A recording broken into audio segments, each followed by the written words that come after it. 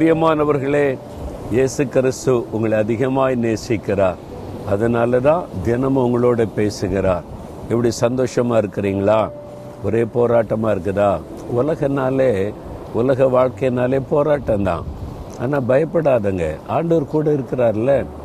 இல்லைங்க, தாங்கி கொள்ள முடியாத அளவுக்கு பிரச்சனை, போராட்டத்துக்கு மேல் போராட்டம் அப்படின்னு நினைக்கிறீங்களா?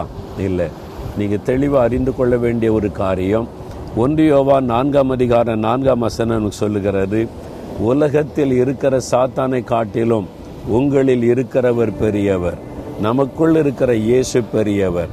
உங்களுடைய பிரச்சனை காட்டிலும், போராட்டங்களை காட்டிலும், தேவைகளை காட்டிலும் இயேசு பெரியவர். பிறகு எதுக்கு பயப்படணும்? இந்த வசனம் உலகத்தில் இருக்கிறவனை காட்டிலும். உலகத்தில் இருக்கிறவன் யாரு? பிசாசு, சாத்தான். அவனுக்கு உலகத்தின் அதிபதி என்று ஒரு பெயரும் இருக்கிறது. இயேசுவே சொல்லுகிறார், உலகத்தின் அதிபதி வருகிறான். என்னங்க சொல்றீங்க அப்படின்னு நினைக்கிறீங்களா? இந்த உலகத்தை சிருஷ்டித்தவர் ஆண்டவர் இயேசு கிறிஸ்து. அவர் மூலமா தான் உலகமே சிருஷ்டிக்கப்பட்டது.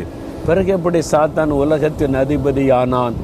அதாவது ஆண்டவர் முழு உலகத்தை உண்டாக்கி அழகான இந்த உலகத்தை மனிதன் கையில கொடுத்தார்.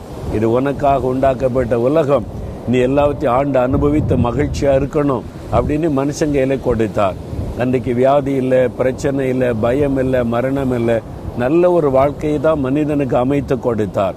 ஆனா இந்த சாத்தான் என்ன பண்ணினா, அவன் விழுந்து போன தூதன், அவன் பிசாசாய் மாறிட்டான். இந்த ஆண்டவர் உண்டாக்கின மனிதன் கையிலிருந்து உலகத்தை பறித்து கொள்ள வேண்டும் என்று மனிதனை பாவம் செய்ய வைத்து, தேவனுடைய கற்பனையை மீற வைத்து, ஏமாற்றி உலகத்தை தனக்கு சொந்தமாக்கி கொண்டான்.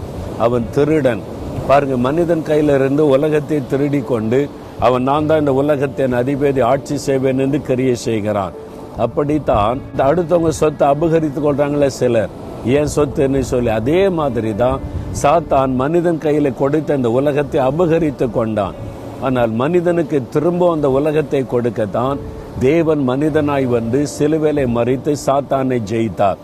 அவர் ஜெயித்து விட்டார். பிசாசை ஜெயித்ததுனால இனிமே அவன் நம்மளை மேற்கொள்ள முடியாது. அவனை காட்டிலும் நம்மோடு இருக்கிற இயேசு பெரியவர், உங்களோடு இருக்கிற இயேசு பெரியவர். தைரியமா சொல்லுங்க, சாத்தானே, எனக்கு விரோதமா நீ ஒன்னு ஜெயிக்க முடியாது. உன்னை காட்டில எனக்குள் இருக்கிற இயேசு பெரியவர். நீ எத்தனை போராட்டத்தை கொண்டு வந்தாலும், எத்தனை நெருக்கத்தை கொண்டு வந்தாலும் என்ன உன்னால ஜெயிக்க முடியாது.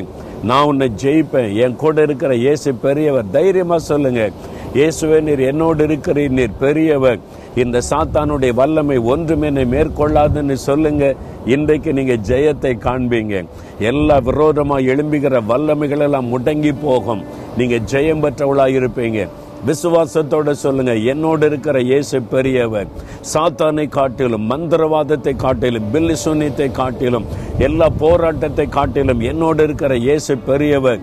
நான் பயப்பட மாட்டேன்னு தைரியமா சொல்லுங்க. சொல்றீங்களா? நீங்க சொல்லி பாருங்களேன், அற்புதம் நடக்கும். தகப்பனே, பிசாசை ஜெயித்தவரே, சாத்தானை காலின்களை நசிக்க போட்டவரே, அவனை காட்டிலும் எங்களுக்கு இருக்கிற நீர் பெரியவர். நீர் பெரியவராய் கூட இருக்கிறபடியால் எதற்கு நான் பயப்பட மாட்டேன், கலங்க மாட்டேன். எனக்கு ஜெயம் கொடுக்கிற இயேசுவுக்கு ஸ்தோத்திரம், ஸ்தோத்திரம். இயேசுவின் நாமத்தில் நான் ஜெயம் எடுக்கிறேன். ஆமேன், ஆமேன்.